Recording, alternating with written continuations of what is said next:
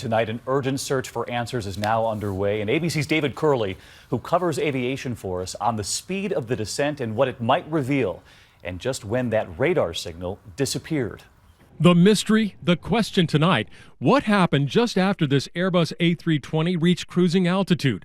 A handful of possibilities are top of mind for investigators, given that it was just 1 minute after reaching 38,000 feet that the jetliner nosed down, descending 1.5 to 2 times faster than normal, making it what appears to be an emergency descent. Looking at the rate of descent in the profile we're aware of, it appears to be an intentional maneuver.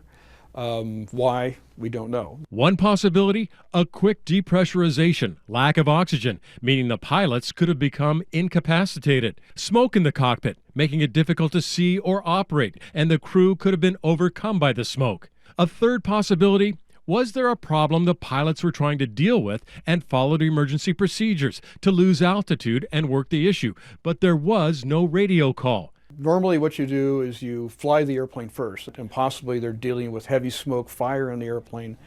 It may be that their priorities have not gotten to communicating yet. And finally, while officials say it is unlikely, hijacking or terrorism still can't be ruled out. And David Curley is with us now from our Washington studio. And David, you've been digging today. What do we know about the plane's maintenance record? Amazingly, it had just been through a regular maintenance check yesterday and had a major servicing on schedule a couple of years ago. Now, David, these A320s are reliable. They are safe. There are more than 6,000 of them in service worldwide. David? David Curley in our Washington bureau tonight. David, thank you. And I want to bring in ABC's aviation consultant, a veteran pilot himself, John Nance, tonight.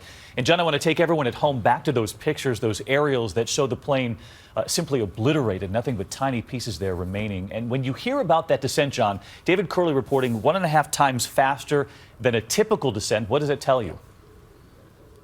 David, it tells me that they were in an emergency descent. They either had to get down because there was smoke in the cockpit or because they had a rapid depressurization, something they were reacting to. And in fact, John, you were telling me earlier, had there been something truly catastrophic, it could have plummeted even faster.